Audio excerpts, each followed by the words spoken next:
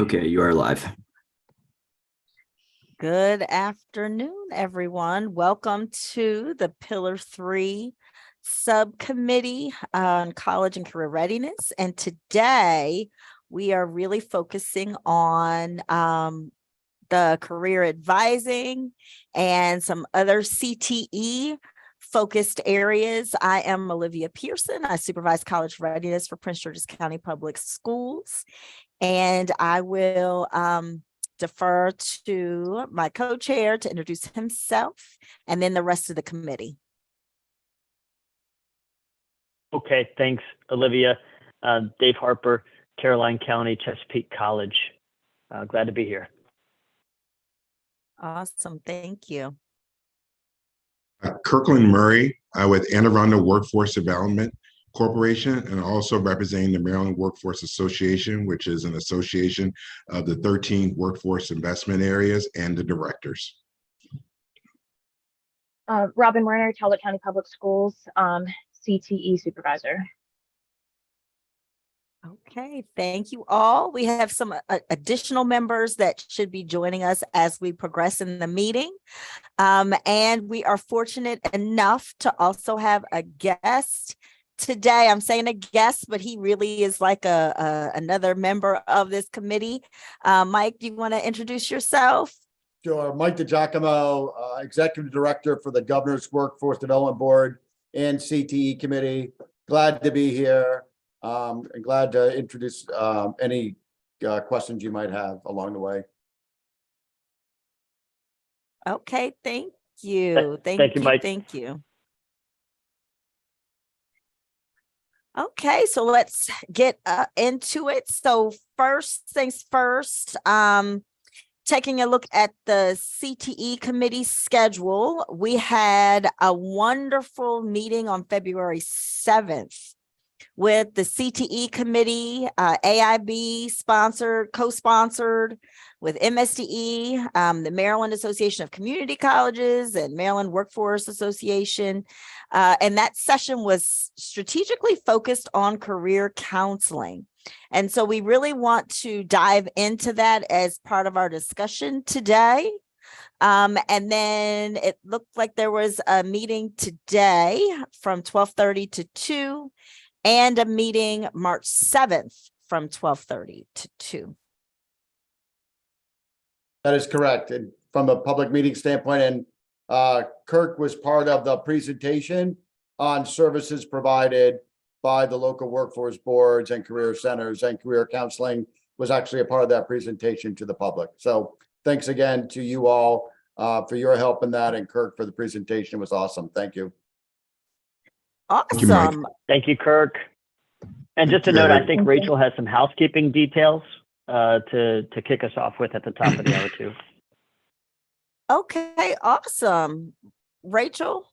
Thank you, Dave. Let me see what I can remember. The career counseling, I can give you an update on that. That's like hot off the presses. We will have those questions. There was a list of close to 50 questions that came up, and we are working through. We've got to get them accurate, right? We've got to put out answers that are true and correct and that we can all agree to. So we're in the final stages of getting that done and hope to have answers out to everybody.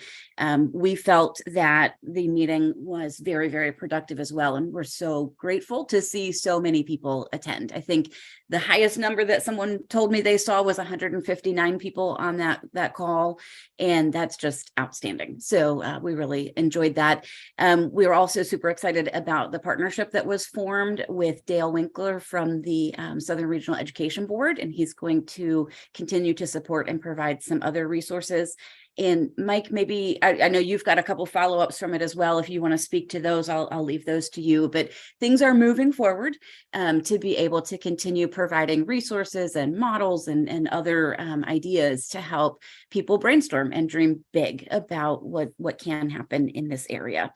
In terms of other updates, I think basically in terms of the AIB last week on the 9th, at our meeting, the members of the Blueprint Outcome Work Group Committee were identified and released. And if you'd like to see those names, if you go to our website and go to the meeting tab, meetings archives to the 9th, the February 9th meeting.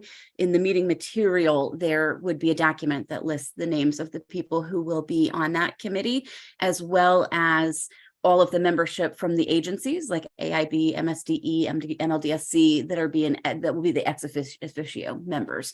So we're hopeful that that group is going to take off pretty soon, before the end of the month or right at the end of the month, because they have a big charge in front of them to try to help get the quantifiable metrics and data for all of the outcomes in the blueprint established before August 1st, if possible, so that it can be released in like a supplement and update to the blueprint comprehensive plan, that we are due to submit by August 1st. I think, Dave, do you know if I'm missing any others? Those are the top reminders I'm remembering. Are there any more? Not to my knowledge. Okay, great.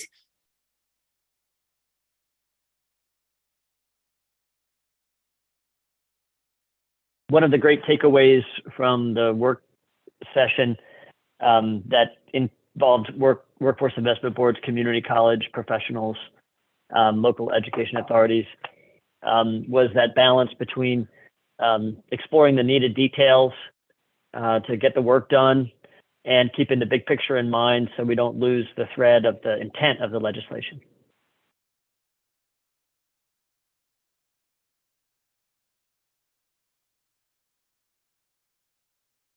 Absolutely. Absolutely. So are we ready to move forward with talking about the career advising, and with that, just again, trying to frame everything so that we can really propel the legislation as Dave stated, but also keeping that balance as to what we need to do to kind of wrap what we're currently doing around this new approach. Okay. So I am anxious to hear from Kirkland. I don't know if you're going to feel like this is a round two of what you already presented, but we would love to hear what you guys are doing in Anne Arundel County. So thank you, Olivia. So in Anne Arundel County, we are somewhat blessed and lucky that we already have a strong partnership with the local school system, Anne Arundel County Public School System. And of course, we work very closely with the community college. So we're all friends. We're all working together. Both the school system, Ryan Sackett, who oversees CTE, is on the local workforce board. And then Sandy Jones, who is the Dean for Continuing Education at the community colleges, on the local workforce board. So we've already been working together. So before Blueprint, with AAWDC, or the Anne Arundel County Local Board, or Anne Arundel Workforce Development Corporation, who represents the local board, what we were doing is we were already working with the public school system, working mainly with high school seniors who have identified that they're not going to college, even though some of them end up going to college. And at the time that they sign up for our program, they said they weren't going to college. So it is an elective program within Anne Arundel Public School System. It's called CareerX. And so what our staff, what the local board staff does, is that it's a 2-semester program. The first semester, we do a lot around career exploration, soft skills. We introduce them to different careers, bring in guest speakers, take them on field trips. A lot of job readiness, how to write a resume, interview skills, and all, and everything like that to prepare young people to go in directly into the workforce. The second semester, we put them into an internship that aligns to their career goals. And the local board pays them a wage, usually around $15 an hour, a wage while they're in that internship. And of course, we all know that the internship is a very valuable part of this. Not only does it confirm that this is something they want to do, it also can teach them this is something I really don't want to do. I thought I did, but I really don't want to do this. So we've had a lot of success with that. Usually the individuals that go through our CareerX program, they either graduate with a job opportunity, or they go into our Future Success program, which is our out of school program. So those are for individuals 18 to 24 years old that's not currently enrolled in the public school system. And that gives us a little bit more opportunity to continue to work with them. We could extend that apprenticeship program, that internship program if that's needed. If there's some industry credentials that they may need, we can work with them to get them those industry credentials. So that's really the main thing that we've been doing. The other thing that we've been doing, again, focusing on those high school seniors that weren't going to college, we've been doing an hiring event every year at our Career Center. So we will bring in businesses that have openings aligned to what the students' interests are. So our staff, along with the public school system staff, they will work with the kids a couple of weeks beforehand, make sure they have a good resume, make sure they feel comfortable interviewing, make sure that before they get on the bus to come to our Career Center, they're appropriately dressed. And so then we would give them the opportunity to meet with businesses. And we've had a lot of success that businesses there have been able to hire some of our students. So again, that's getting them their first job. So what we're talking about doing is expanding that partnership and expanding everything we're doing and putting it on steroids and taking it to supersonic levels with Blueprint. So as everyone knows, Blueprint, requires that the public school system provides $62 per registered student K to 12 to go to the local workforce board for the local workforce board to do this career and college counseling or career counseling piece. So what we're looking at doing is taking some of the best practices that we already have with our CareerX program, but also looking at what do we need to do at the 6th grade. And we've worked with the school system and the community college, and we're well on our way to have a MOU and an implementation plan in place in time for the March 15th deadline. So what it really looks at is at the 6th grade, 6th and 7th grade, we're doing a lot of career exploration, really looking at innovative ways using technology, guest speakers, field trips to really expose kids to a career that they may be interested in, really giving them those opportunities to do that. When you're getting into the 7th, 8th grade, we're doing a little bit deeper dive and really looking at what do they really need to do to start being ready for a post-CCR pathway. Really in that 9th and 10th grade, that's what we're really focused on, connect them to that post-CCR pathway and making sure they're prepared. This is where we're looking at our community college partners coming in, especially for the kids that are going into the dual enrollment so that they can better advise them on what courses they may be looking to take at the community college to make sure that they're ready to go on that post-CCR pathway. But the local workforce board, we will continue to work with them throughout their journey and making sure that they're ready. We're looking at expanding our summer youth program. Not only traditionally in a summer youth program, we've been putting kids on work assignments, connecting them to a business or a nonprofit or a county agency, and having them to work for 6 weeks, and we would pay them a stipend.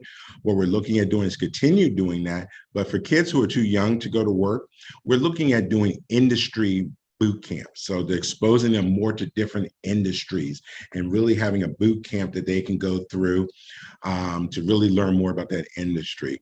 I'm very excited. Can you Sure. pause and say that part one more time? I'm sorry. I'm interested when you just said it's so much that you're saying that I'm interested in. But this one, I wanted to make sure just to pause you a minute Sure. to go a little deeper into Mhm. what does the industry boot camp? What is that? And how do you envision it? So again, in Anne Arundel County, we really focus on 5 high growth industries. We call them HITCH. So it's healthcare, IT, transportation, construction, hospitality. So we're looking at different types of boot camps that we can put them into. And what we mean by boot camp is that think about almost like a summer camp, but it's really focusing on that industry. They would again bring in guest speakers. They'll explore different careers in that industry, maybe do field trips to businesses. But we're also looking at them doing some type of meaningful project in that industry. For example, IT. We might have a hackathon so the kids can get hands-on experience doing that. Last year in our summer program, we did, and let me make sure I say this correctly, a thon. It's, all those little chats now that you chat and someone pops up. We did that with kids. So giving them more hands-on experience within that industry.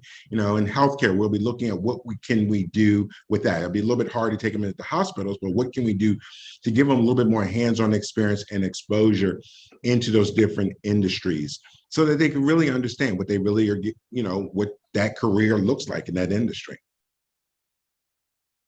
So another thing that I'm very excited about, because I actually went through this in my 11th grade in high school, is that we're looking at doing a camp for entrepreneurship, where young kids will go to a camp. We're looking at doing something at either, with one of the colleges here in the county where there's dormitories that they can stay overnight for a couple of days and really learn about entrepreneurship, and, with the end goal that they would have to do a business plan and present that business plan. I know that I had the opportunity of doing that in 11th grade at the University of Maryland. It was probably one of the most rewarding experiences I had. So we want to look at those type of things. So we want to look at that. Yes, it's important to give them hands-on experience at working and placing them at a job location.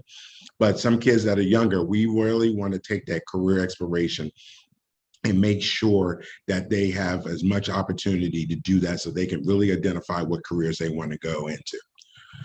The school system has also asked us to make sure that we make resources available for parents. So those parents can support the kids. So they know how to talk to the kids about different industries and let them help them choose a good industry to go into. So we're looking at a really holistic approach just to make sure that kids really have the opportunity to learn what interests they have, the aptitude, the ability, and most importantly, the interest in going into and getting them ready, and then connecting them to that post-CCR pathway. But for the kids who, for some reason, that still need career counseling, even though they're on a post-CCR pathway, or if they have not, or they have not chosen one, we're going to continue to work with them on, career counseling and career exploration and connecting them to services, maybe beefing up our Career X program that I first talked about. Right now, we're in 3 high schools. We would like to get in all 12 high schools in Anne Arundel County. So I'll stop there, and if you all have any questions or if there's anything else you'd like for me to go deeper into. I have questions. You have brought up a lot of great stuff. So it sounds like, correct me if I'm wrong, what you guys are doing is having an approach where you have certain goals or events that happen by grade level. So like you start, like your goal is to expose all like 6th graders to some of these field trips and things like that. Then in 7th and 8th grade, like it builds up, the plan builds up. Yes. And then as they get through high school, it becomes, you start off broad where you're exposing them to everything. And then as they get through high school, you give them opportunities in areas that they've expressed interest. Is that the overall model? That is the overall model, yes. Okay. So when you do, are a lot of these things happening like in the summer? I know you mentioned like your summer program, but when you get to the high school part of it where they're doing some of these boot camps and things like that, are a lot of them happening in the summer? So a lot of the boot camps will be in the summer. So as you guys know, one of the challenges with this career counseling, and it's something that I think we really need to discuss and figure out a way, is be able to have dedicated time in the school day for us to do career counseling. That's going to be the hardest part of this. I mean, because, right now, and I understand it from the school system point of view that there are a lot of requirements that they have to do to make sure kids have all the credits that they need to graduate. But, how do we really give dedicated time within the school calendar so that we can really work with them on this career counseling and be able to bring more things in?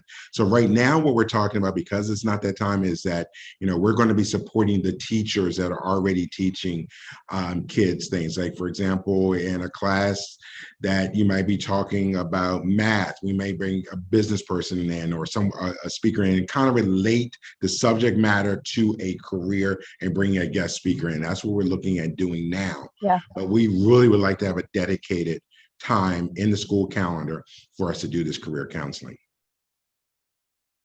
Yeah, and I think that's where everyone is struggling from the, the public school position on this is we do have, from our perspective in Talbot, we have been kind of looking at things that we already do, similar to what you said with your program that you have in the high school, but then figuring what can we do differently with that. So I think we're starting there and coming up with similar things. Like on the shore, we have a summer career enrichment program that's for all middle schoolers through People for Change Coalition. And there's a lot of grant funding and a lot of resources pulled from our community.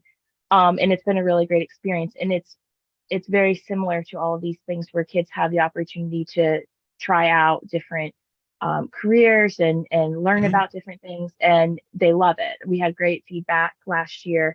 It was a lot about exposure, but then so we can cover all these things in the summer for students to do. It gets a little challenging sometimes for transportation, but it's that piece for during the school year. So I know I recently met with some of my colleagues who are CTE directors on Eastern Shore.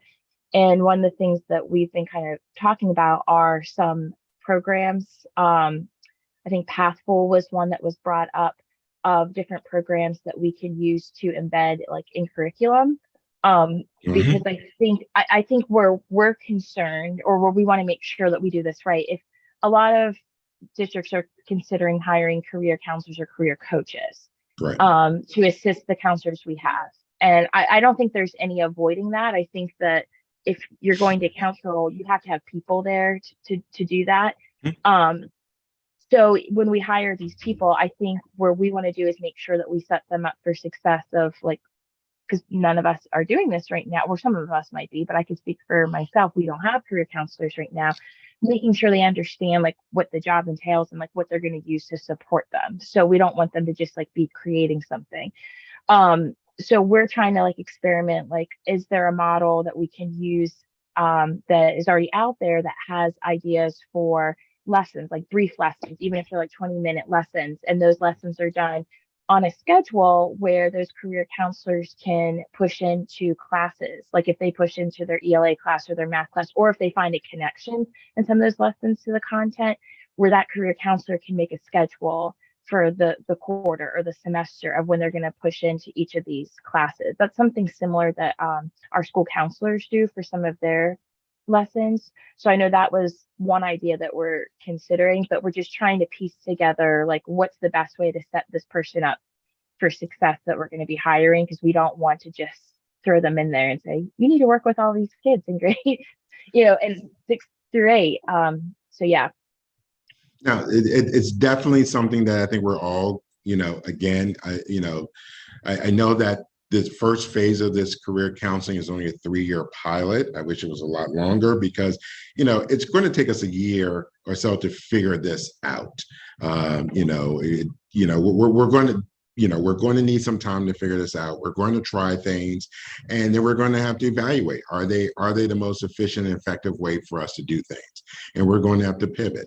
We're looking at what tools are out there and what things are already exist. That's what I really loved what the AIB did with putting together that convening or that work group and bringing in some other best practices. We saw Chicago in different areas. So we're going back and looking at the tools that are out there to be able to embed those things into what's already, the school day already, because again, we don't have that dedicated time. I mean, so we're going to have to look at how do we get that in there, but also make sure it's meaningful. And it's not just something else that a kid is sitting in a class listening to.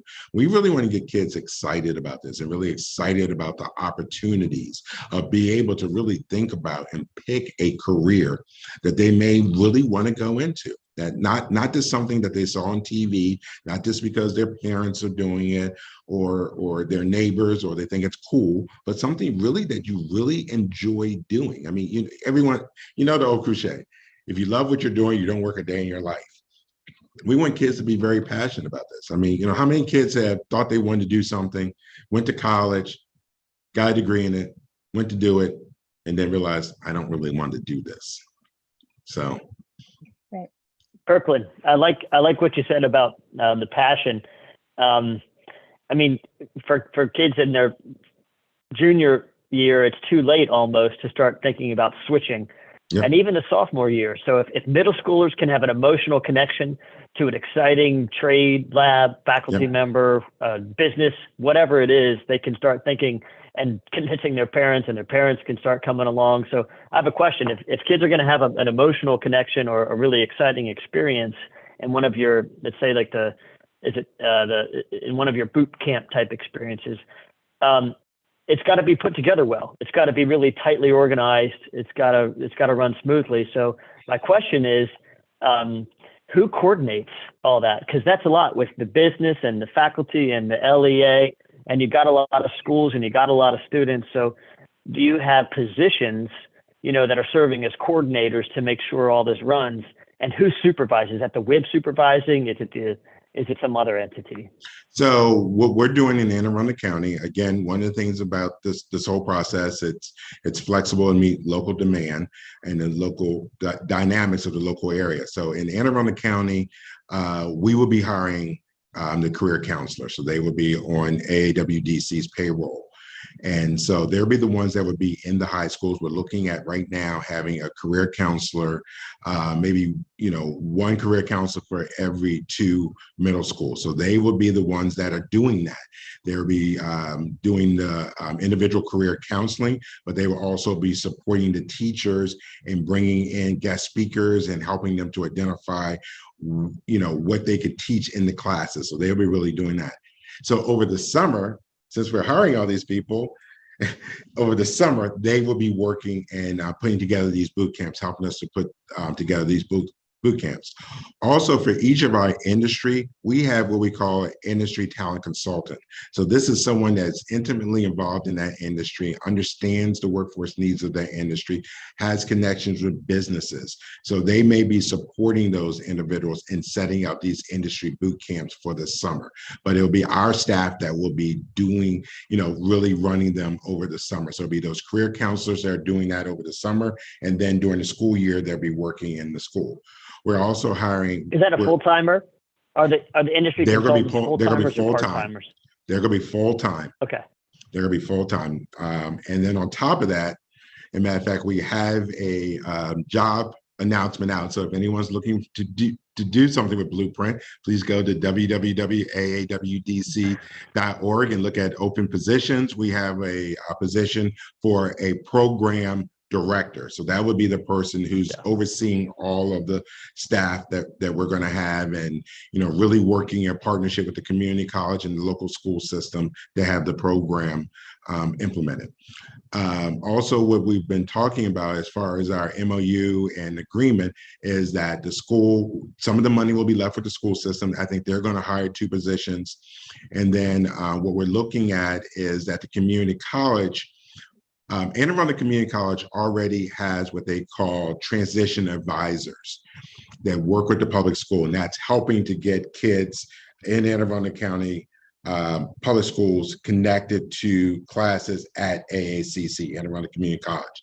So I believe the community college will be hiring additional people to do that part of it. But as far as your question, Dave, during that summer, it will be those career counselors that we hire that are going to be in the school system during the year, and over the summer, they'll be doing these boot camps, these industry boot camps and things. Thank you. That's a really good model. It is. And I've got a follow-up question about when the folks are going to be in the building. Do you ever run into any questions about data sharing? Because, I'm envisioning this holistic approach where, whoever the person is can work with the students on their grades, talk to them about things like grades, test scores, if they want to go to college on their journey, what are those appropriate pieces in conjunction with the professional school counselor? Right. So, working with them on their grades, working with them on their grades and different things like that, that's something that we're looking at. So where we are now is that we're in the process of completing our RSA. And that's one of the issues in our RSA that we're discussing is that data sharing. That might be something that we leave with the school system. That's one of the issues that we still have to work out, because that's something I know that in your county, Prince George's County, I know you're having those conversations with my colleague Walter Simmons, and he's talking about the school system doing that. So we may look at that model for that. But that's probably the only sticky point that we've had so far with our MOU. Everything else has been pretty clear and easy. But that data sharing is something that we're looking at how to do. One of the things I did not mention, and I forgot to mention, that one of the things that these career counselors are going to do, and then the local board's also going to do, is do professional development for guidance counselors and teachers so that they better understand the different careers and what are required in those different careers. So if, they're supporting what our career advisors are going to be doing, so they also have that information and be able to do that too. So we're also looking at educating the school system on the in-demand careers, current and future. I love that, Hitch. I absolutely love it. And when you said it, of course, it mirrors, our in demand, the healthcare, IT. I can't say I've heard as much about transportation, but it was one hospitality, like all of those are the ones that we absolutely are talking about in Prince George's County. And I love that acronym. And so I see that as being a vital part of also educating the people you just said, because, we're not on the forefront of hiring in the way that you guys are and where you sit. Right? Knowing what the employers are wanting and asking for. So I absolutely love that. So along with our Hitch, if you go to our website also, again, www.aawdc.org, if you look under innovative practices, there's a tool that we created several years ago, and we're going to update it. It's a career pathway tools that align to those Hitch industries. So it shows you where your entry point is into those industries, what occupation are your entry points. But then as you move up, what are the education requirements that you need? What are the salaries as you move up? So it's that career pathway that we want to use, that type of tool in the school system, so kids can understand that this is where I may start. So yeah, okay, let's stop the misconception that you're going to come out of high school and you're going to make $80,000 a year. Yeah, it's possible in IT and some industries you may be able to do that, but you're going to have to start someplace. But how do you build that career pathway? So having more of those tools out there is something that we're also looking at, that again, that not only educate the kids, but also educate parents and also educate teachers and other counselors. One more follow-up, and then I'm going to stop talking and let my colleagues ask some questions also, because it's just so exciting. What if we have a student that we know is not coming back to Maryland? And so we're working with these students, middle through high. We know a student isn't coming back. I just am trying to get a feeling of how do we also, I'm sure there's national data about, in-demand careers in other locations also. And so just how you guys are approaching that would be helpful. So you're talking about a student that's in a Maryland public school. When they graduate, they may want to go to a different part of the country. Absolutely, we have that often. So are you talking about because they want to go to college there, or they just want to move out of Maryland and move someplace else and get a job someplace else? Both. So if they're going to college there, again, if you're talking about a industry, I mean, so again, especially when you talk about Hitch, those are very broad industries, healthcare, there are multiple occupations within those industries. And when we say Hitch, we're very broad with it. So for example, that hospitality, that also includes gaming. It includes, transportation includes marine life and all the things because of the waterway. So I think that what we're educating them to are careers that will be any place. So now at least they know what career they're being interested in. And then when we're doing more of that individual counseling, we can say, okay, well, you're looking to move to Michigan, but you're looking to go into healthcare. We can pull up some data in Michigan and say, here are the jobs, here are the skills, here's the colleges you may want to go to. So we can advise them on that. I mean, you know, of course, we want to do this to build a pipeline of skilled workers here in Maryland. But I think the ultimate success in Blueprint is how many kids graduate from Maryland public schools that are ready to go to college or have industry certifications or work experience to be able to go right into the workforce, no matter if it's here in Maryland or if it's someplace else. Of course, we want them to be here in Maryland, but we know people, you know, a lot of people have lived in Maryland all their life. They go, hey, I don't want to see any more snow. I want to go out to California, you know, or something like that.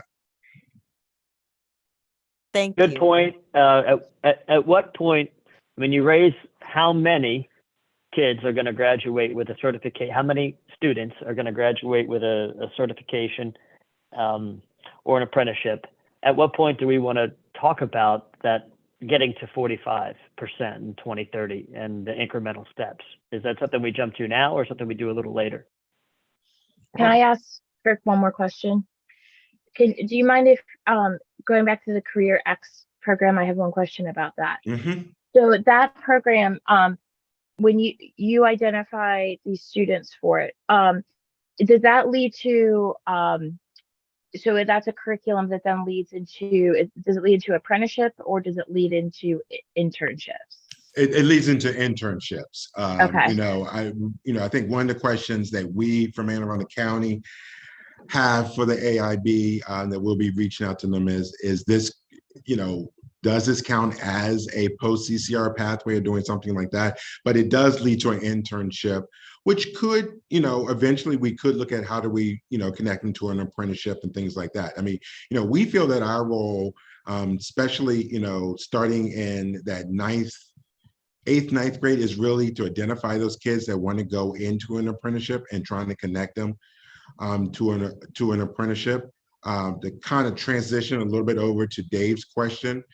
Of course, the local board cannot use career counseling funding to support post-CCR pathways, training and stuff like this. So what we're doing in Anne Arundel County as local board, we're looking at identifying other funding that can support that post-CCR pathway, especially with apprenticeships. How can we help Anne Arundel County Public Schools increase the number of youth apprenticeships in Anne Arundel County? And there are a couple ways that we can do this. One, again, going back to our Hitch, for each of our Hitch industries, we have a business collaborative. So this is a group of businesses within that industry. So looking at the local board being the sponsor of apprenticeship in that industry. So using that collaborative to decide which occupations that we want to identify a registered youth apprenticeship for. And then we're the sponsor. So you're not going out to all these different businesses saying, hey, why don't you set up an apprenticeship program? They can then support this apprenticeship, which will increase the number of kids that are in that apprenticeship. My colleague out in Western Maryland is already working with the school system. The school system, when they connect a student to a opportunity for an apprenticeship, they bring in the local board, and the local board has been providing funding to cover part of the wages of that student. So that's another way that a local board could do this. Depending on the size of the business, she's doing up to 75% for a small business. In Anne Arundel County, we're looking at doing that. We could support some businesses, but Anne Arundel County has a good number of registered youth apprentices already, but some of them are with federal agencies, NSA and the Coast Guard. And of course, we can't support federal agencies with that, but there's other ways. So what we're doing there is that we're working on how do we refer kids over? How do we help make that connection over there? So I think looking at your local board, not only doing the career advising piece, but really looking at what can they do to really help use non-blueprint money to support the school system, increasing that apprentice, those registered youth apprenticeship opportunities.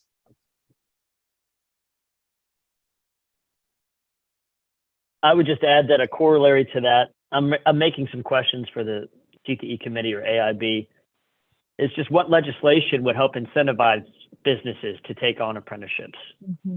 Because I think in Colorado, in that model, I mean, there's some natural incentives, right? Built in, if you get good students, if you build relationships, that gives you a pipeline.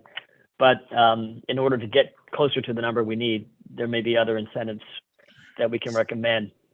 So really, I mean, of course, and there are already tax incentives out there. So I think that's the biggest incentive you can do.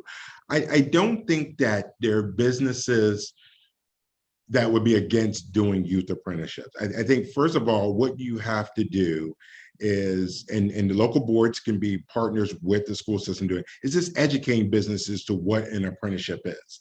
You know, I think a lot of businesses understand internships or summer work experience, but understanding what an apprenticeship is and the value, the return on your investment on that for a business. So I think that's the first thing. I think that's an easy sell to do. And once they get on there, it's really that, you know, if you are a small business, you are in business, you know, you're in business to make or sell widgets. That's your main primary thing. On top of that, you got to make payroll, you got to do all this other stuff. So now when we say, oh, we want you to become a sponsor of an apprenticeship program, that might be a little daunting for businesses. So I think that's why when you have other intermediaries like a local workforce board, community college, economic development, you know, other organizations. We were talking with Kelly Schultz the other day. She's now over at Maryland Tech Council. They're looking at being a sponsor of an IT apprenticeship, you know, having conversations with her about doing youth apprenticeships too. So if you have other intermediaries that's willing to take that heavy lift and all the paperwork and all of that off of a business, I think businesses will be willing to do that. And then on top of it, if you're willing to supplement some of the wages, I don't see why a business would not do it, but you have to make the case. So they have to really see the value. They have to understand what an apprenticeship is and what's the return on their investment for that. And I know that we also, when we've been meeting with our like Rotary clubs and Chamber of Commerce, and I have a school to career coordinator who has been kind of taking a show out on the road and explaining what our goals are, where we're at. She has all the data on what industries we currently have apprenticeships and internships and what we're trying to build towards, and they've been very helpful and receptive. But one thing that we've been trying to incentivize businesses also, because I did get that question a couple months ago, a small business owner said, well, what's in it for me? I'm going to take on this student and I'm going to have to help them, and sometimes I'm the only employee there when it's the off season in St. Michael's, you know, and I would have the employee every day. What's in it for me besides a small tax incentive? And I said also, they're getting really good PR from us because our communications department does really nice write-up when students finish programs, and they go and they take pictures of them like at work. They get statements they interview the employer, and that goes out like to our newspaper and everything, you know, and then that gets shared on social media. So, you know, that's good PR for them. You know, if I'm a customer and I see that they're supporting a high school student and supporting the community, that's also something that doesn't cost us anything. That's an incentive. You're definitely right. I mean, you know, highlighting those employers that are willing to do this, that's another way of getting other employers engaged in that and providing that PR. But the biggest thing is getting to them. I mean, you know, it's building your workforce. I mean, that's what's in it for them. We're helping you to build your workforce. I mean, especially here in Anne Arundel County, and you're talking about IT, and I think many of you all understand some of the challenges with a workforce in IT that companies are stealing from each other. So it's really about building your workforce instead of buying your workforce. So to that point, it's almost like, I mean, Blueprint, this MOU is a little symbol. I mean, the MOU is not a little thing, but Blueprint envisions a reimagined high school experience, even middle school to an extent, but high school experience, a reimagined community college role, and a reimagined workforce and engagement with the WIBs and the local business and industry. And for that to work well in a region, players have to be tightly coordinated together. Mhm. And I'm just seeing administrative structures, like we're all in these MOUs begin like setting up like the nucleus of these administrative structures that probably going to have to grow and run a little bit to get all this to run smoothly over time. Oh, definitely. I mean, these MOUs are going to be a fluid document, because we're sitting here in February and March of 2023 and writing something may not be what we end up doing come March 2024. I mean, we may have to restructure some things. So, it's just it's a kicking off point for us to get started with this. I mean, just like the whole plan that I laid out to you that we're planning to do, that could be a fluid document. I mean, we're going to change that once we get into doing this. So, we don't know until we start. And what Blueprint is doing is asking us to start.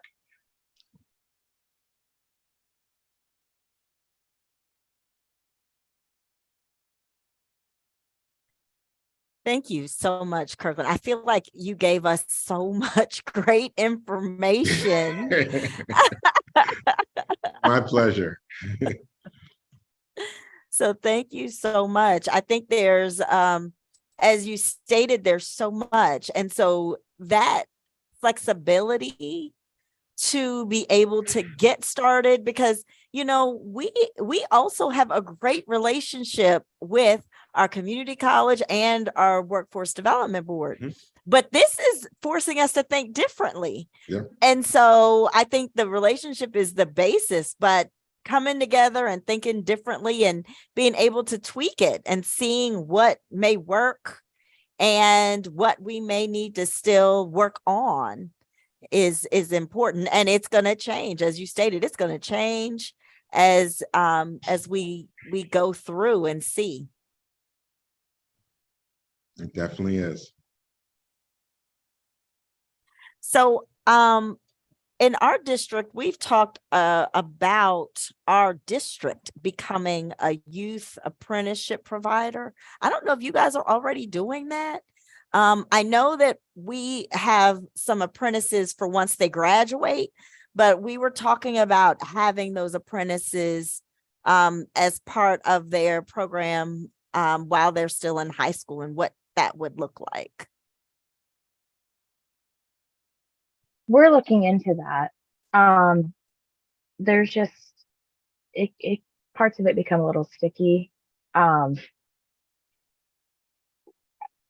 Especially I know that there are some districts that have apprenticeships in like every department almost. IT is a big one for us of students who have expressed interest, whether it's an apprenticeship or interest in IT, and having a hard time placing them in our county. And there's just been some hesitation a little bit on some of the implications of like student access while they're still one of our students. So I have spoke to districts who do have, a lot of students that are working for them as apprenticeships, and their take on it is we treat them like any other employer. So like if something happens, you address it just like you would an employer. But we're starting to look into that process, but just kind of tread lightly on potentially some of the issues that might come up. I do think that there are some areas where within our districts it would be a lot easier to implement because they don't necessarily involve like working directly with students or data, like some of our maintenance positions. And in a small community, we only have a few people in these very specific things, like in HVAC or our bus maintenance, things like that. So when we know that someone in one of those fields is going to retire, I mean, that could be guaranteed employment for one of our students. So that seems like an area that could be a little bit easier to implement. But yeah, I do know that there are a lot of districts that are doing that. Do you guys Also, do that at all in Anne Arundel, Kirk? We don't do it with the school system, but one of the things that we're talking about doing is creating apprenticeships within county government. We just So had a meeting with ours the other day about that. yeah, so looking at some of those positions, like you were just talking about HVAC, IT, some of those positions there, can we create a youth apprenticeship? And then, of course, they graduate. Hopefully, they become a county employee. So then you're on, and those type of things. So I'm not sure if that's a good question. I'll go back and ask our school system if they're looking at doing it within the school system, but they have not mentioned that. But I know we have talked about doing it within county government. Yeah, we just had a that's another meeting great actually idea. last week, and it was a really good conversation. And you think about all the different areas and all the different career opportunities within county government. I mean, it is a pretty broad spectrum of opportunities for kids. I know one of my colleagues is working with emergency management in his area, and creating an adult apprenticeship. I guess there's such thing as an adult apprenticeship, but this is something definitely that we can look at.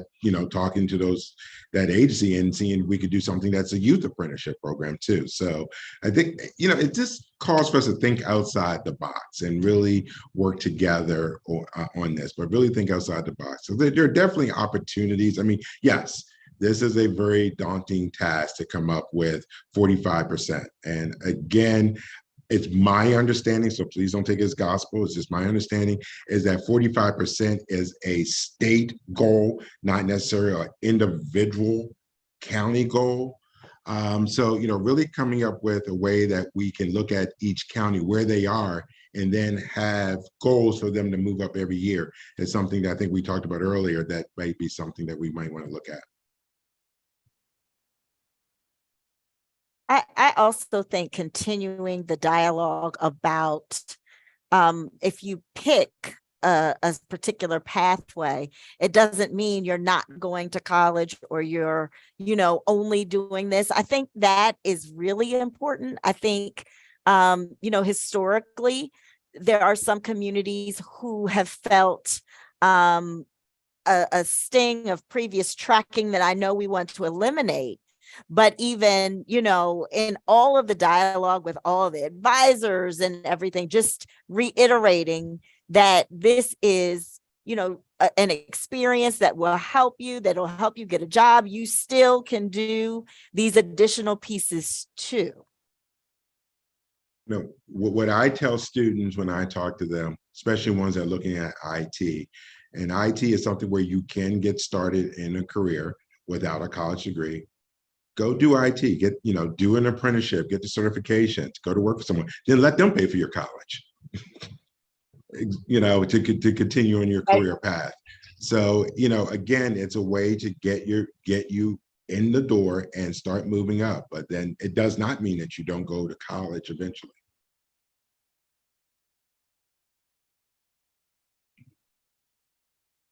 So, to kind of bridge this discussion with the 45% goal, I know one thing that has come up a few times is how we handle some of these apprenticeship barriers when it comes to career paths that aren't suitable for kids under 18. And I know that you mentioned, Kirk, that you do these boot camps in the summer and have like some creative ideas for students who are under 18 so they can still be exposed to them. But what do you all think about that when it comes to a student in high school who wants to go down a career pathway, a post CCR pathway, and say it is in one of those areas? What are some creative solutions to that? Like, do we think that there could be the possibility of recommending some, like, an alternative, I don't want to say alternative to apprenticeship, but something that is more of like a hybrid so that students are still getting, I guess from my perspective with this, I think in some programs are going to be able to fit an apprenticeship easier than others, and some it might be more appropriate depending on like the level of experience they need and maturity and all those things. Like for hospitality, for example, we have a lot of kids that go into apprenticeship from there and they get a great experience. But for others, it could also be a safety issue, and the legality and all those things. But we still want to give them some hands-on experience and experience in in the workforce with that. So I'm wondering if the CTE committee would entertain the idea of something similar to what you're discussing of your boot camps, but in a high school schedule, like during the day. So if you have a student that wants to go into like construction trade or wants to go into, and I'm trying to think of something else that we might have like struggle with getting them in under 18, could they do so many classes at the high school level that are appropriate based off of what the CTE committee says, and then we set them up for more of like an internship where they're shadowing more. It's not so much being put to work, but they at least get some experience where they're able to go somewhere every day or be on a schedule, and they're making still a connection with that employer. So when they are 18, maybe they've made a connection and maybe they could work or do an adult apprenticeship or whatever. I'm just trying to think like what are the alternatives there that we're still, I think that with Blueprint, the intention is that we're getting kids the hands-on experience in the job.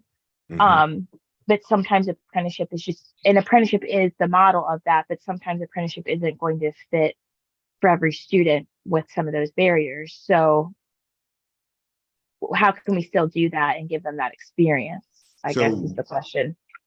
One of the things I forgot to mention, what we're doing, we do so much, I forget some things, is that we're actually working with independent contractors. We're actually doing a pre-apprenticeship for some youth.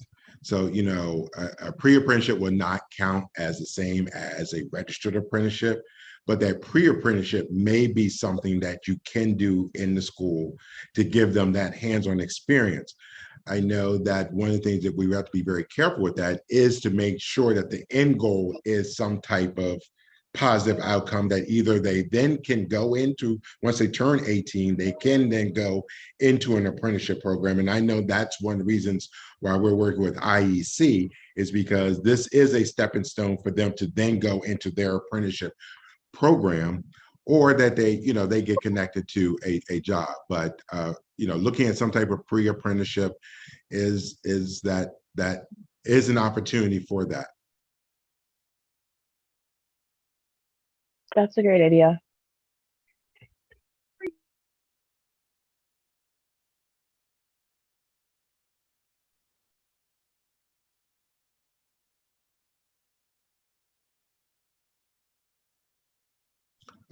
You know, other ways, again, you know, I know the gold standard and what we're trying to do here is increase the number of youth apprenticeship. But again, my understanding, don't take it as gospel, that part of the language says, or industry recognized credential. You know, looking at how do we do those industry recognized credentials? I mean, you know, again, you know, this whole thing and the purpose of the CTE committee is making sure that business is at the table and saying what is needed.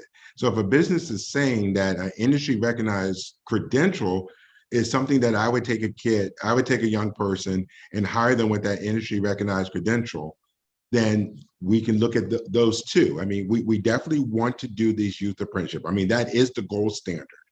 But you know, especially in the beginning, because we're not going to hit 45% in the first year. I mean, you know, I think there's a reason why the law says 2030.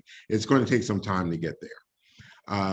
So, I mean, I think we're going to just have to be willing to explore different avenues, pre-apprenticeship, increasing industry certifications, and things like that to be able to get to that goal.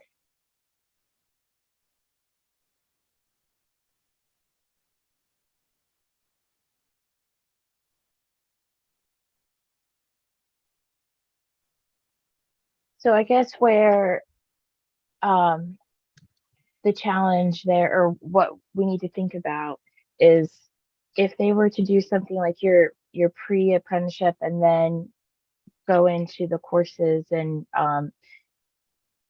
if they weren't able to do the full apprenticeship, but we still had that experience built in, are there still industry certifications for those students at the end of that? I guess we have to look at this, and I'm assuming that this is part of the CTE committee's goal too. If when we look at these individual pathways and we find those that have an issue like that, like, can they still, if an apprenticeship is going to be difficult for some, because of, the age limitation, are there still industry certifications available that in the end, they're at least able to get that from it and also get some work-based experience? Right. So like a pre-apprenticeship, I know in the pre-apprenticeship, they get some of the OSHA certifications and different things like that. So also, I believe in some apprenticeship programs, if you have a pre-apprenticeship, that would count as your first year of an apprenticeship. So I definitely think it's an opportunity there. And as you're saying, Robin, to include those industry certifications along with that. Yeah, I think that some of those programs are just going to have to be some sort of a blend that provides as much of what we can for that on the job. There are Yes. there are community college programs that are workforce programs that would be in part of an early college that have cooperative learning experiences, which are similar to internships. Right. But the program itself may include a certification. I'm thinking of one of our IT programs. It includes industry certification and testing, also cooperative learning experiences. That's an option potentially. And Dave, I know that Anne Arundel, they're talking with the CTE director for in Anne Arundel Public Schools, is talking to the community college and going over to the college and doing some of these and what you're saying and getting those industry certifications. Yeah, we could be complementary community colleges. We can help where programming may not be available in the high school. We can provide a complement to that. That's very exciting. I have a question about summer program, and I think I heard you say, Kirkland, that you guys have like a summer employment program for students. Do the students, is it like a placement program so that if they're in a particular program at school, they can have almost like that apprentice-like experience? How are students placed?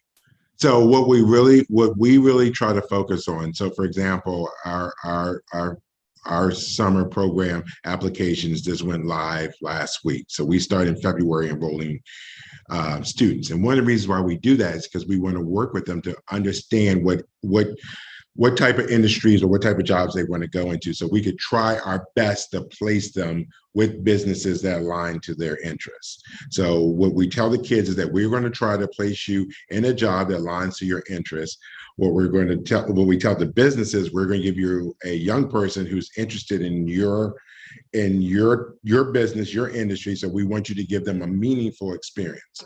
But that's the way that we've done it. It's not 100%, but we really make sure that our summer youth program is to give kids that hands-on experience, that opportunity to network, that opportunity to put something really substantial on their resume. It's not just getting them off the streets for the summer or, making the businesses become, their daycare provider, for the summer. We really want a real meaningful experience for the kid, for the young person, so that they know this is something, again, the goal is this is something that I'm going to be really passionate about. This is something I'm going to go to college or I'm going to go right into work to do, or this is something, nope, I don't want to do this.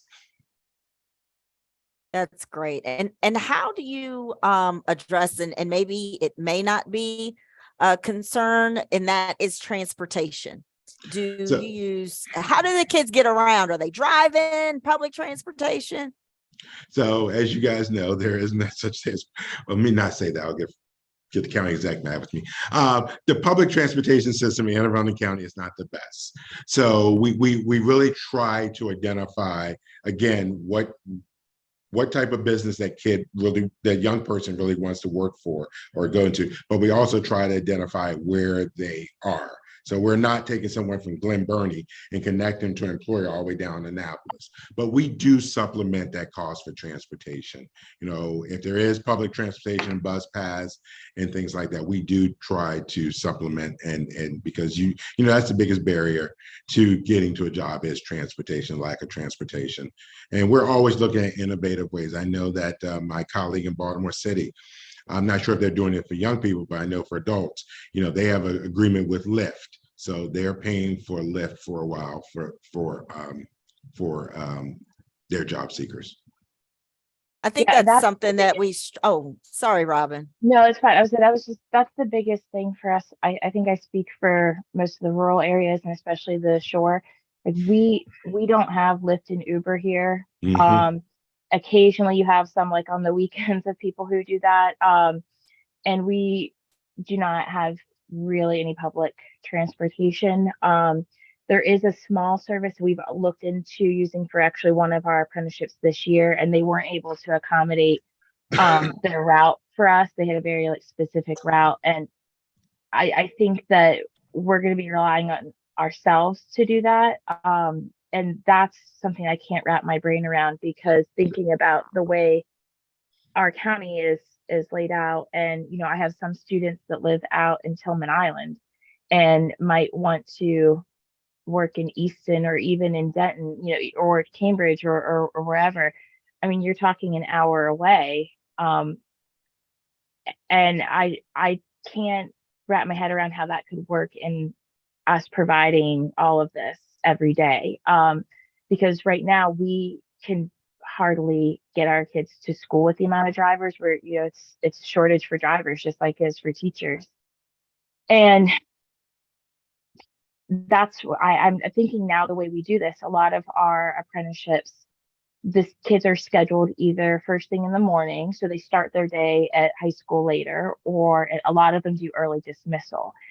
So the majority of them are all going to be trying to leave at the same time to get to work at the same time. So I'm trying to think about like how this logistically could work with, if we had like one designated bus for getting kids to their job sites. You know, and some of them do provide their own transportation, but for the kids that don't, and if we do find one, so the first step is going to be having all the employers, right? Because we have got to build on that. And then the second step is, okay, we got this employer, but then how are we going to get them there? And it takes a long time for us to be able to plan out those routes to begin with. And then if we're constantly like adding students along the way, I'm just thinking as school's starting in August and we provide our transportation department, like, hey, we have 10 more kids that need to get here, here, and here. I cannot figure out like a way around that right now. Like that is a huge barrier in my brain of like, what else can we do? Mike, is this, are you still with us, Mike? I am. Is this something that I'm sure I am rural, urban, suburban, and it is a topic. It's a topic for us because even though we have all these areas, if we have a student working in a particular area, even public transportation, it's an hour and a half each way. Yeah.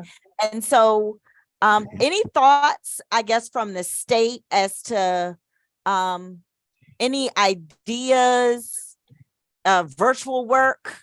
What do you foresee, or do you foresee anything? Yeah, way around. I mean, it's a great. I mean, let me open it by saying I think today's a great conversation, right? I mean, I think we are all on the same path going forward, and I do think just a couple of comments that leads into the kind of transportation pieces. You know, we are trying to get out there. You know, to Robin's point, like we're laying a foundation, right? We can't keep thinking about the 45% right out of the box. You know, the whole idea is to how do we start? What works? What doesn't work? Let's take the, you know, the easy pickings. And, you know, if working in the county government is a easy, you know, register, you know, youth apprenticeship, that's great. Start there and kind of then we'll kind of get to 45%. The more we grow, because of what the CTE committee's responsibility is really to measure progress. So based on where we are now, progress is easy to measure because we are, kind of at really low numbers. So to get to the next level, we'll see where that gets us to. We'll find out where after 2 or 3 years of doing the things that we're doing, where does that get us to and how close are we to get to scale to get to that number? But we're trying to get people to focus on building out and making progress, starting somewhere and making progress. Number one. Number two, a lot of talk around the CTE committee. Just to be clear, the CTE committee is really looking at the same legislation you are, right? So it's really not the CTE committee is going to be really managing based on what the legislation says. So they don't have a lot of opportunity to change legislation. And so, that's kind of where, some of this conversation, not your broad conversation goes. Well, the CTE committee is gonna. All the CTE committee can really do is manage the legislation. And so that leads to, one of the things that recommendations, though, that we will be looking for is how do we clean up the whole apprenticeship world? How do we make it easier? How do we make the process easier? How do we come up with intermediaries? What are we going to do about transportation? Those are questions that are on the implementation side of where apprenticeship goes. So just a couple of comments that I think is great. And I think we're all going in the right direction. Career counseling, we're going to start somewhere and then we're going to move forward. And I would just trying to get people to think best practices and get things going and see what works. And it works in one industry. Well, maybe we'll figure out how it works in another industry. Guess what? It doesn't work in another one. Then the CTE committee can come back and kind of make those recommendations. But I do think that, the way that we're all going to start working together is starting somewhere and moving it forward. Because the first thing that the CTE committee responsibility is, again, is to measure progress. So if we start where we are now, measuring progress is going to be, maybe starting small, and then the more good stuff we do, the more we'll get to the closer we potentially get to the 45%. But that's kind of my only comments around that, is that the CTE committee really has limited exposure to other than to doing what the legislation says. And if there are recommendations that people want to come out, it might have to go to the AIB to be able to change the actual legislation. And I'll close with this whole idea of kind of the high school level registered apprenticeship. The idea, I think the broadest idea there is that people get into an apprenticeship so that when they leave high school, they're working in the job. It's like the first year of the full apprenticeship. So they're actually working in the job that they are actually going to be working in, and not just working at a job. And then when they graduate high school, they're going to go someplace that they're going to not have that job. The idea of the high school level registered apprenticeship is it's like the first year of the apprenticeship, so that when they do graduate, then they go into year 2 and year 3. That's kind of the idea of the high school level registered apprenticeship, and where it's different than just doing a regular apprenticeship. Kid graduates and doesn't really have the same, the job in the area that he got a skill for. So just a couple of comments. Mike, does that mean that a pre-apprenticeship would work? So Kirk, I think we could all make a case to figure that out. Okay. I don't think that, again, if we can, again, it's showing that they are working, and that when they graduate, they're gonna have a job at the same place that they were doing whatever they were doing. That's kind of the idea. So maybe, I think you as you as kind of the AIB advisory board, advisory board, CT committee, if there's, and we have, there's a number of the union folks are on our board to have that conversation. We can, because for example, I know that the iron workers are on our local board, and he said he can't take anyone that's not 18. So, we are having a conversation about, okay, so what can we do to get them prepared? So when they do turn 18, they can go into your program.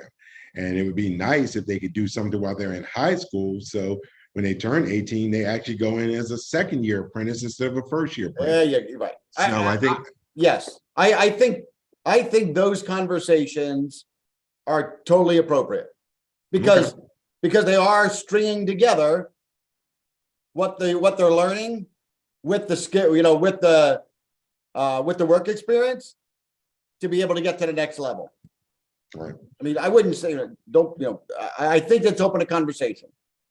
So going back to Robin's point about transportation, some of the funding that is supporting the post-CCR pathways, can some of that funding be used for supportive services like transportation, to be able to give gas cards or bus passes, or for the school system, if there's a group of kids coming from one school going to a employer or a group of employers in a certain area, they will be able to contract with maybe not the school buses, because we all know the problem there, but maybe a van service to do that, or something looking at that some way around that.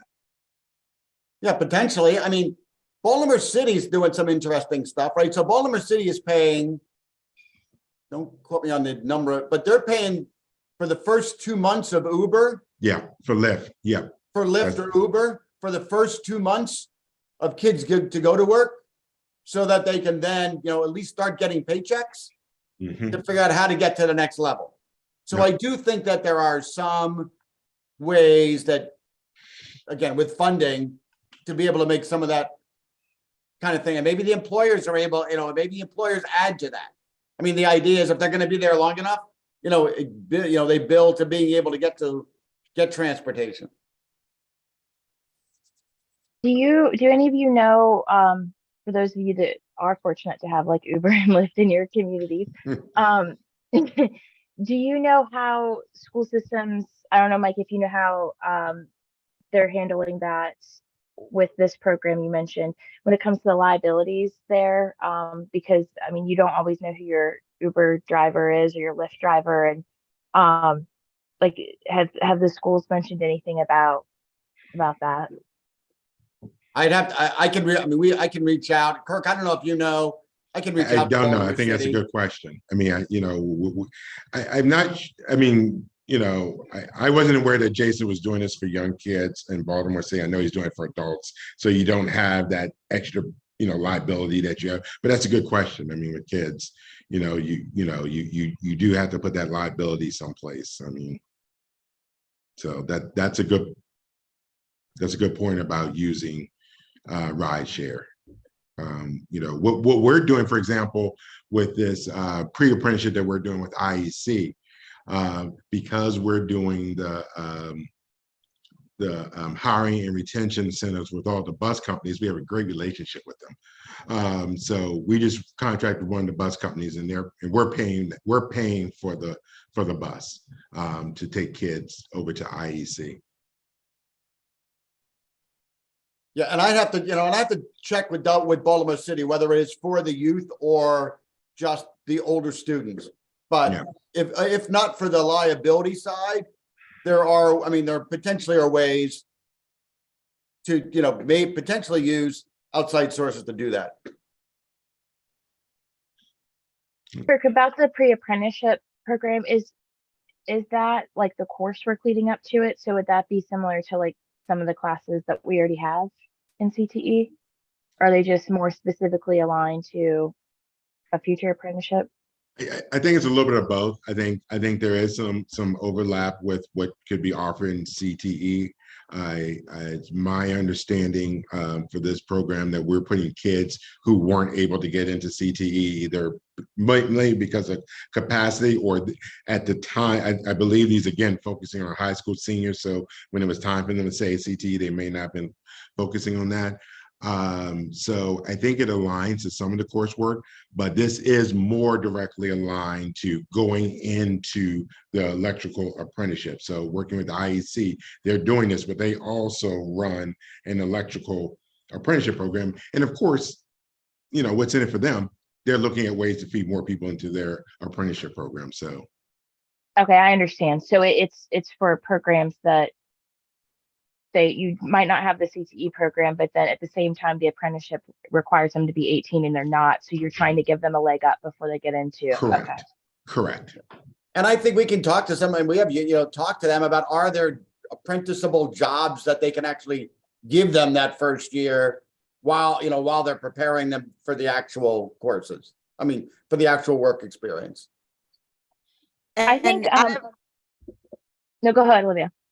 I didn't mean to I cut you was off. just going to say, one piece I really appreciate about the blueprint implementation plans that each of the LEAs are completing is every area gives an opportunity to share what legislation or what policies do you think we need to take a look at if we're going to move the blueprint forward. And so hearing this dialogue, I think, is a great way that we can share in each LEA what are some areas that we think need to be addressed in the legislation so that we can do these innovative things, because I think it crosses a lot of the areas that we talked about as it relates to even data sharing and, whose responsibility for the transportation, the apprenticeships or the different jobs having age limits. So just having an awareness of what all of these are, it doesn't mean that there's going to be a change in legislation, but it does mean that there would be a concerted effort amongst everyone to really take a look at these things to see if there is a way that anything can be modified. Yep.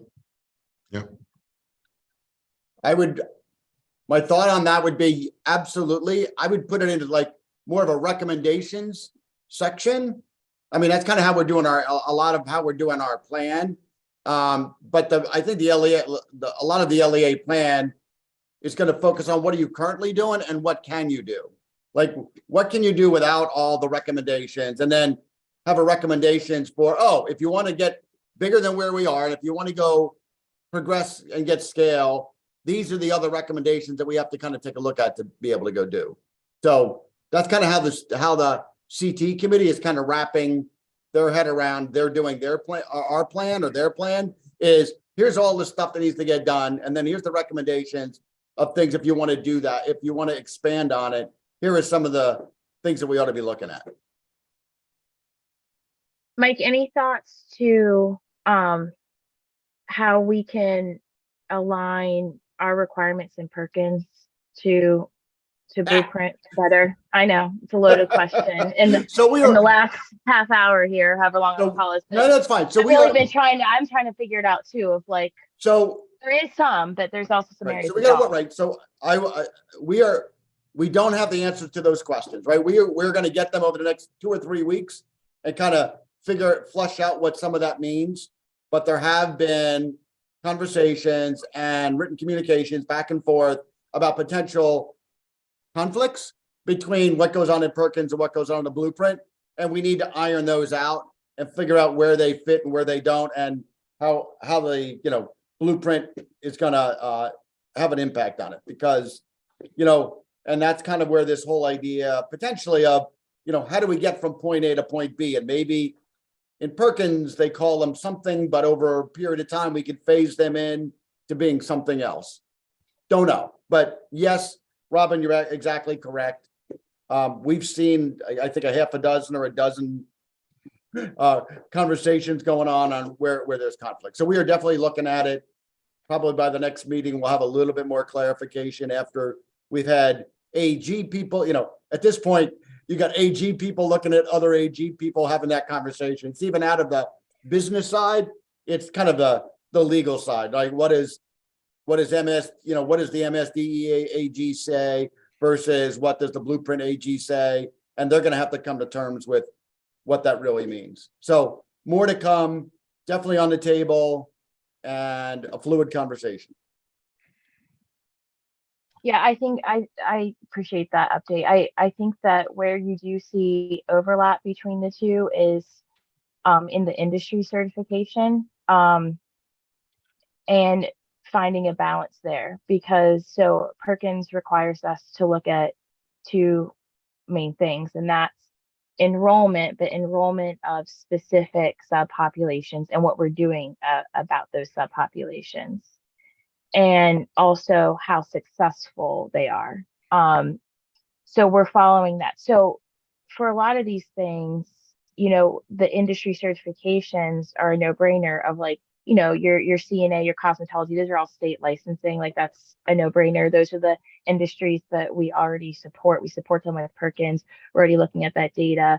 Those students are getting a certification that is going to make them successful in a career, and a lot of them are going into those careers. I think where a lot of that alignment comes into is ironing out the details of the programs that are not so clear cut. The ones that have like the AP classes that finish, and there's value in the AP class. But are there other industry certifications in some of these programs that we might have a harder time with an apprenticeship because of age restrictions or whatever? Is there something that we could build that has some sort of hybrid that we build in maybe some sort of internship requirement within it that wouldn't be as heavy of a lift for transportation, because maybe it's some sort of shadowing, but then they also progress into an industry certification that the CTE committee thinks is worthwhile for students. You know what I mean? Like, I think that that's the only way. I mean, that's not the only way, but I think that's a big piece of aligning those, is coming to an agreement on the industry certification, because that is something that's in both. The difference with Perkins is Perkins right now allows a lot of things because it's part of our technical assessments, not just industry certifications. So No, and just so you know, we have reached out to a lot of, so the National Governors Association, we've reached out to lots of folks that kind of industry recognized credentials. What are other folks doing? What guidance do they have on exactly, that point? Like, but I do think that the answer to the question to all of this is getting whatever they get doesn't get them into a job when they graduate. Like I think part of the, we have to kind of keep thinking through is having a certification and no job is really not worth much, right? So the idea of the registered, the high school level registered apprenticeship is you're already in a job.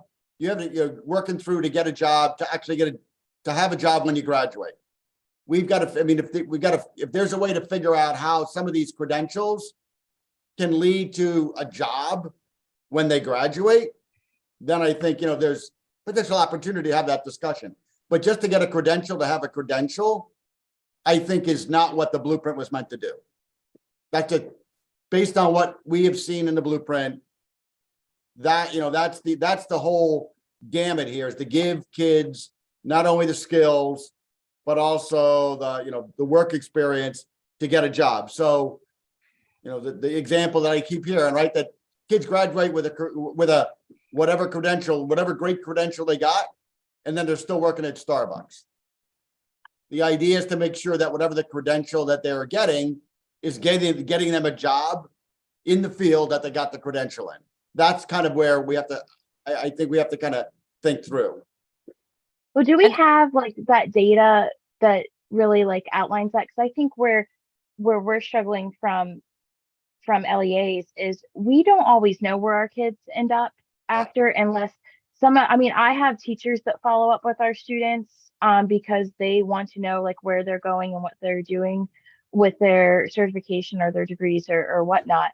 But I think sometimes we don't always realize. I mean, they go out of state, they go to college, they do lots of things. Sometimes they come back into those certifications, we don't realize, or into those industries, we don't realize it. But I think and I hear what you're saying about like, we want a certification that means something.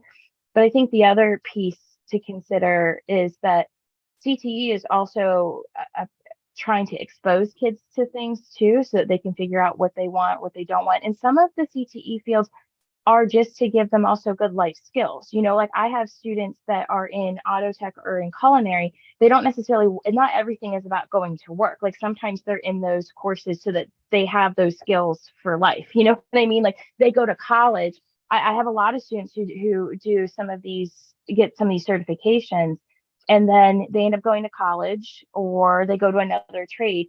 it doesn't make their certification that they got for ASE or something else not worthwhile because they decide to go get something different. I mean, I think that sometimes it's just making them more marketable because they have different ones. And if they choose to go into something else, that's fine.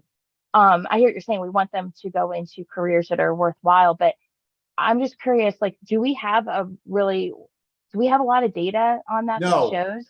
That's a whole nother piece of where we have to go is data. Like what data we collect, how we collect to be able to find that out.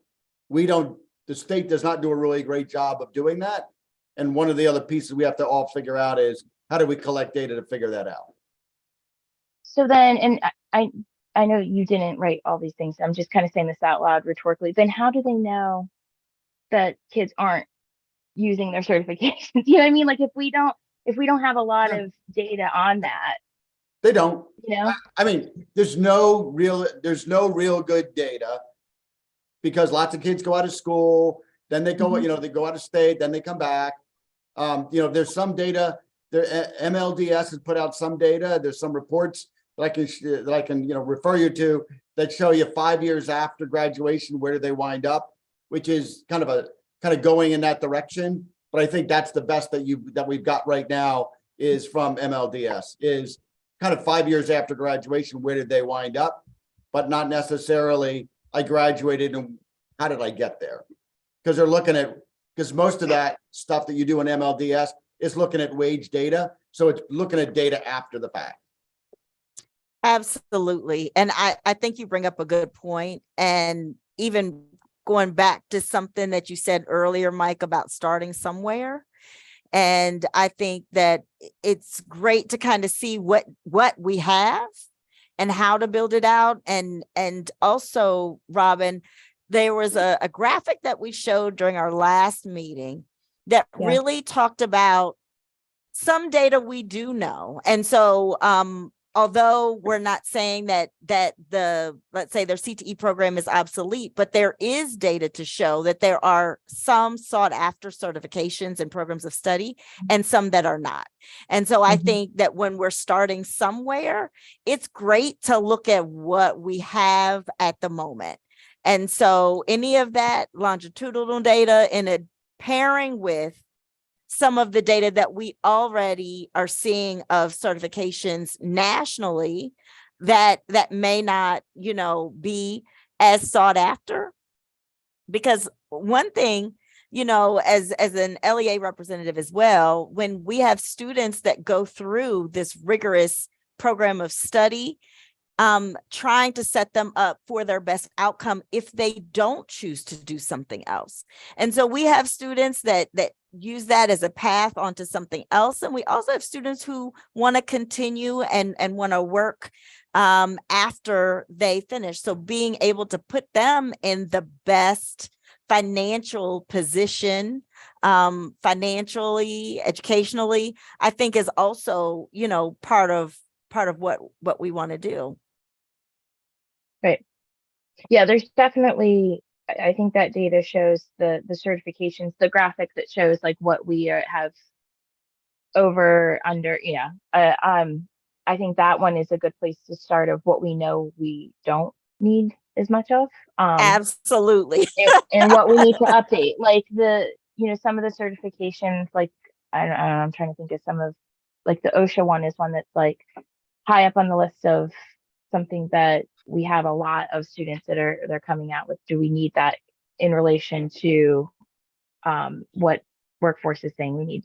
And that's one that they might also be getting at an apprenticeship, like Kirk had said too. So is that something that we really want to do in school if they can do that aligns better to an apprenticeship? I think that's the biggest thing is, and we're going to need people who are experts in all these different careers to give that advice.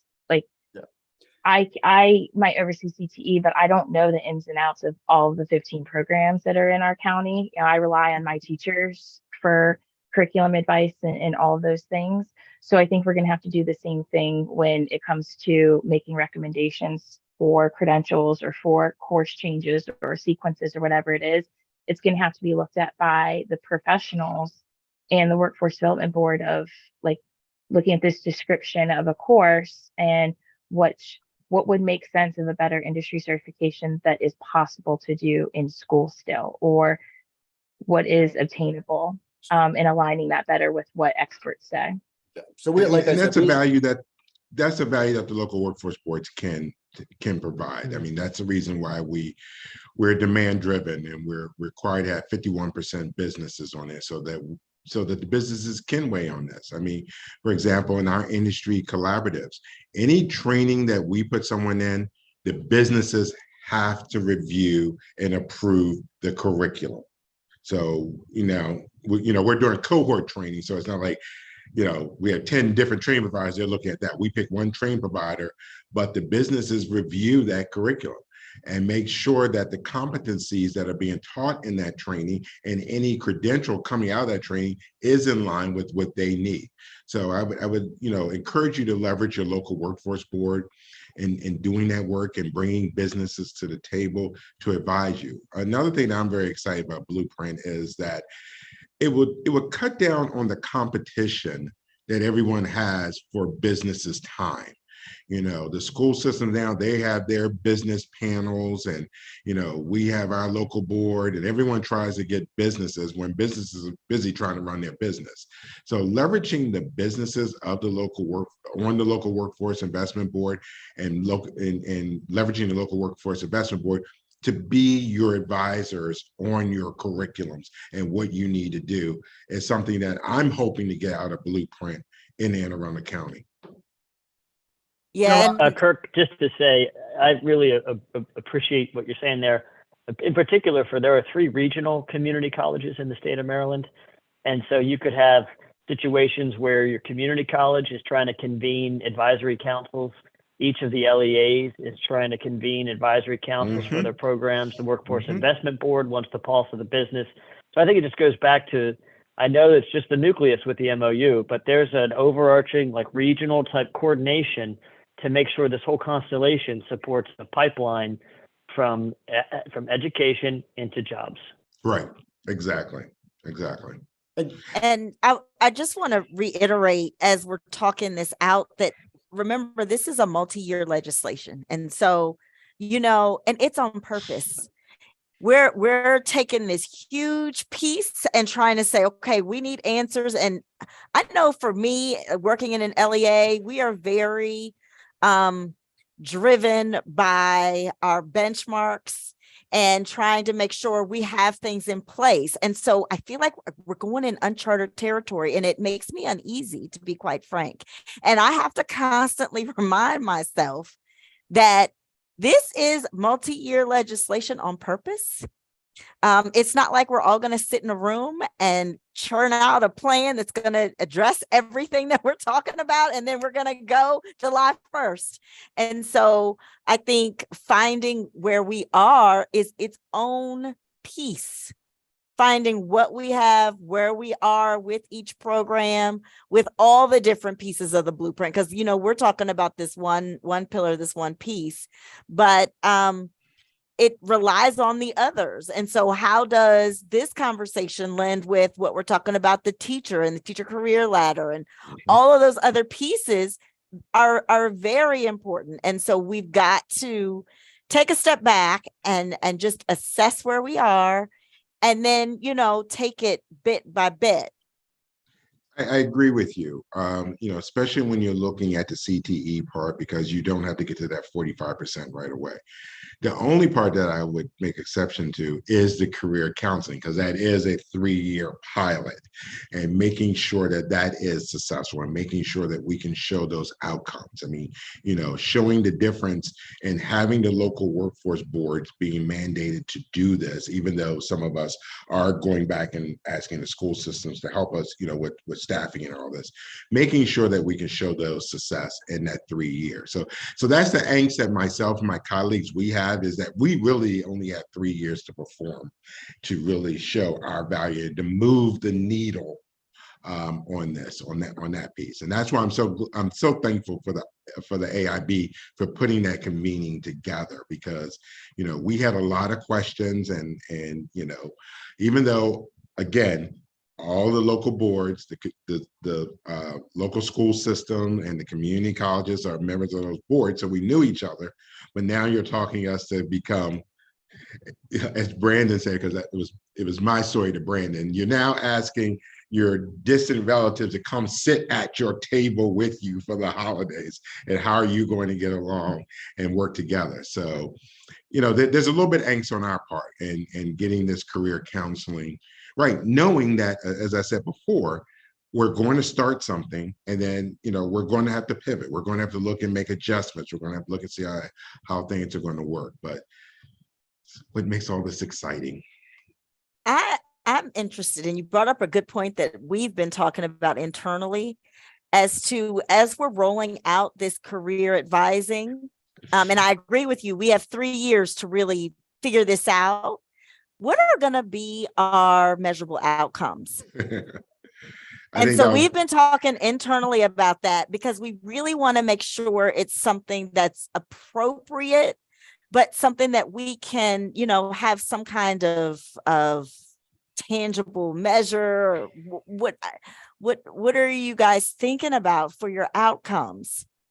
So we're having that conversation. That was one of the questions that we proposed to the AIB, is what are those outcomes? Also, more importantly, is where do we start to get those outcomes? I mean, if we start with the 6th graders, we're not going to have good outcomes, to really show success. So we're almost thinking that we need to start with any of the kids that are going to graduate in those three years of this pilot. So really starting with the 9th grade or the 10th grade, 9th and 10th grade, to show that more, that we got kids, ready to go in these CCR, post-CCR pathways, kids that did graduate, looking at that needle of increasing the number of kids that do graduate with a, ready to go into a job or ready to go into college. So I think that's something that we're still waiting for a little bit of guidance on. What would success look like? I mean, I've asked that question several times. What does success look like?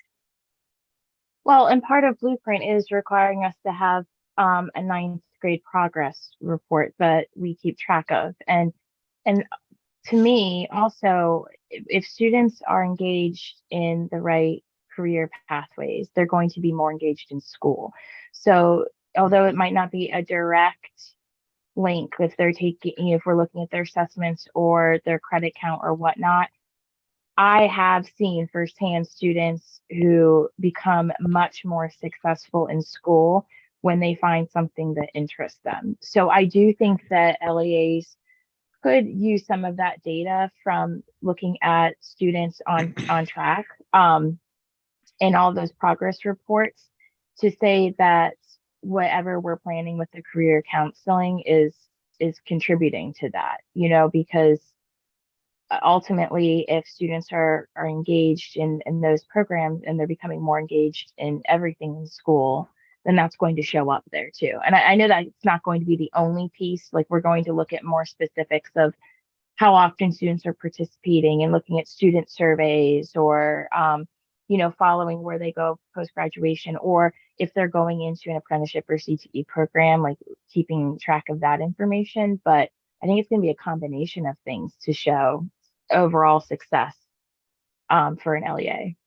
We were thinking something similar, even attendance data, all of those pieces. We were looking at a strengths approach, even to the career advising. We use the Naviance system, which has a Gallup Strength Finder for students. And so we started talking internally about potentially, what does that look like if they took the adult version of strengths in 10th grade when they are selecting their pathway, and having that strengths approach as a basis in addition to some of their interests, but what also do they have, a strength in, which areas and which career fields do, align with their strengths, and, can provide that feedback, because there also is a lot of data about working in your strength, and folks who are able to work in their strength also being, more fulfilled in their profession, as well as not having I want to say really just more fulfilled. I'm a big supporter of Gallup Strength Finders. I think that that's a very good tool to use, and those are the type of things that we're really looking at in that sixth and seventh grade. Really that career exploration, really identify what you may be interested in, and then doing that deeper dive in seventh and eighth, and then by the ninth grade, you should really be ready, and that's what we're really looking at. Working with the CTE coordinators about going into the youth apprenticeship, or having the college have their transition advisors to work with them if they're going to college. But Olivia, I agree 100% with you. Using that strength finders, that's the key. I mean, really teaching kids. Don't go with what you think is going to make the money, what you think that you see on TV and all this stuff. Go with what you're strong at, what you're really interested about. And Robin, as you said, once kids identify that, they're going to be more engaged and more excited about school. They're going to see where school is relevant to that career. I mean, I did not know I was going to do workforce development, but I knew I wasn't going into a career where I was going to need calculus, so I never understood why I needed calculus. So, have you thought anything about so when we do expand more apprenticeships, ways to support the employers beyond like financially, or all the things that we said? Meaning, do you think that it would be appropriate for the Workforce Development Board and LEAs to work together on like providing some sort of like professional development, some sort of like pre-site, like, I don't want to say course, but almost like a 1 or 2 night session of, okay, you're going to be working with students who are 17, 18, 16 years old.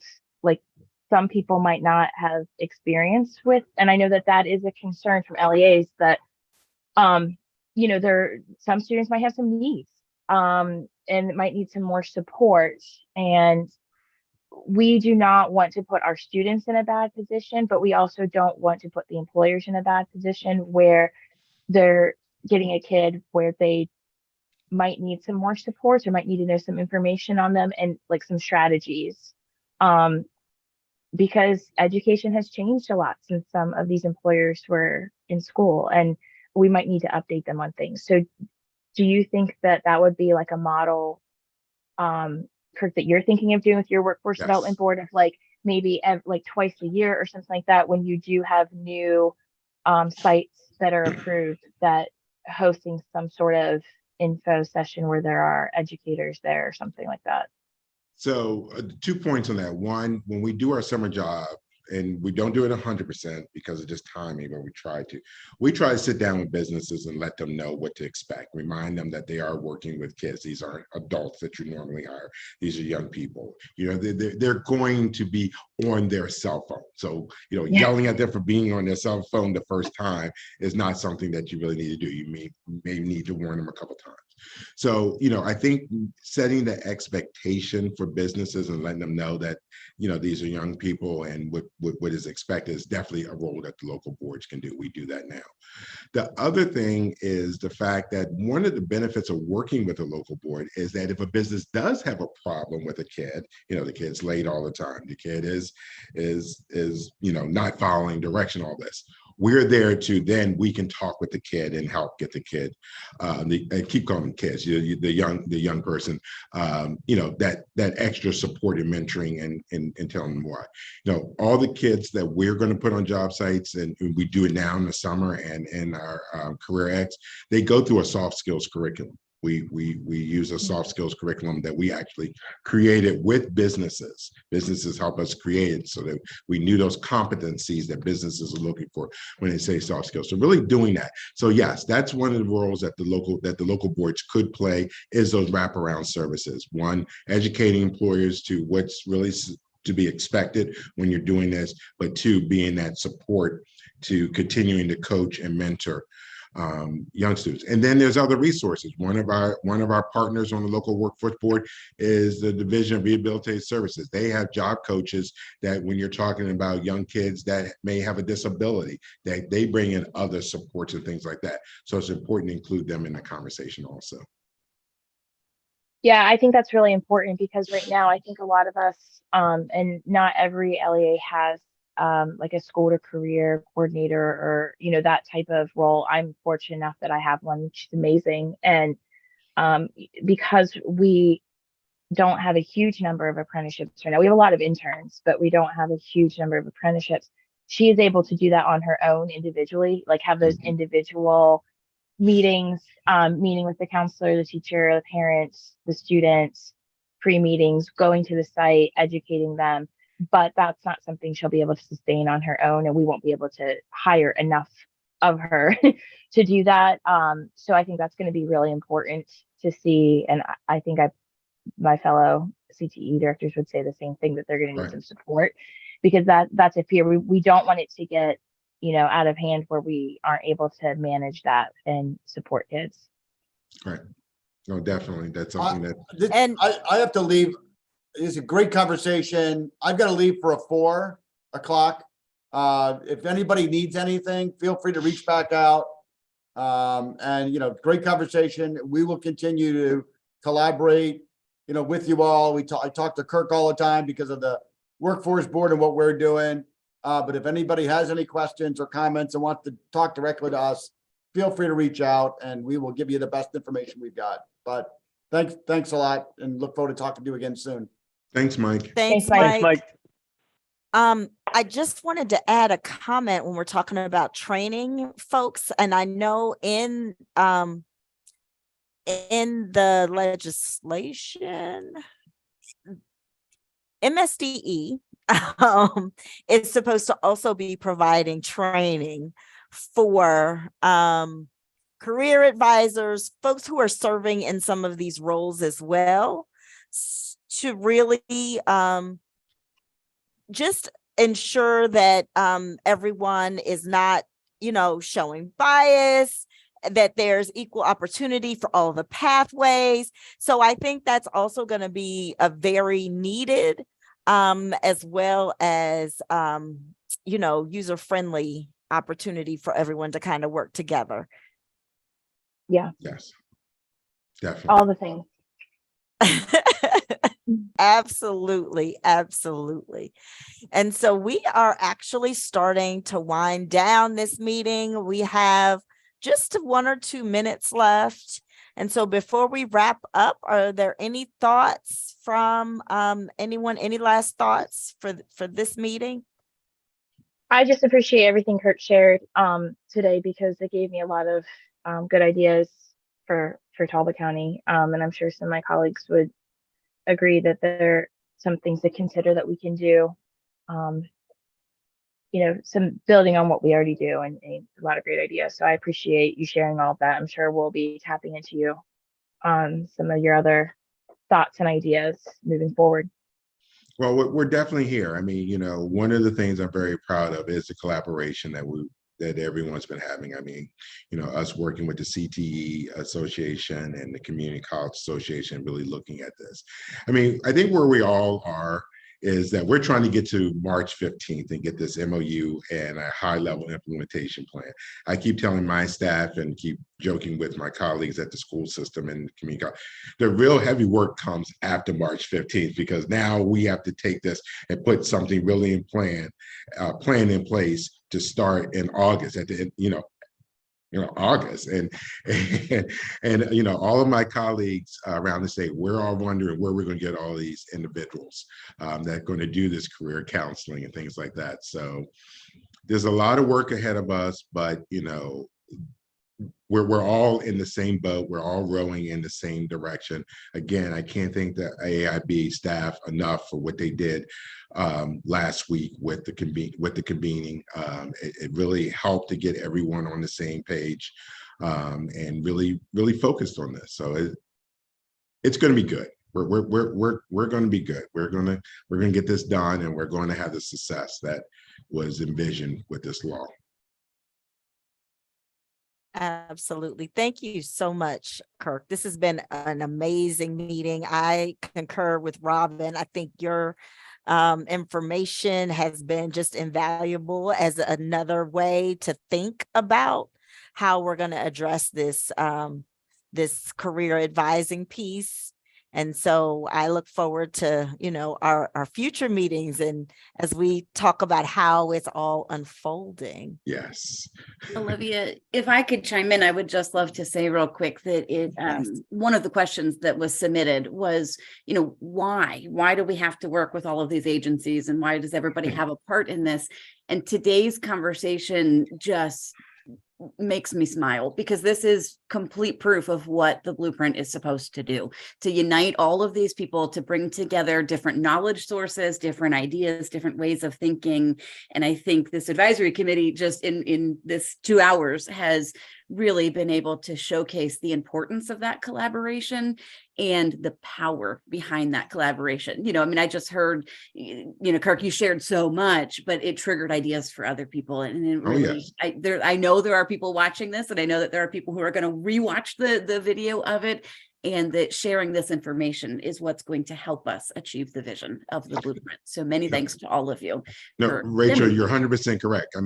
Some of the questions that were asked of me are giving me things to think about that we need to do a little bit more thinking about. So this has been great. Iron sharpens iron. We're going to get there. It takes time, one step at a time, and really cool things are happening for our students. All right. Thank you so much. This was a great meeting. We haven't even talked about our next meeting, which we will do electronically. Perfect. We don't want to take time with that here. This dialogue was amazing. Thank you all for your participation. Thank you, Livia, for your leadership on this committee. Yes, thank you. Absolutely. Absolutely.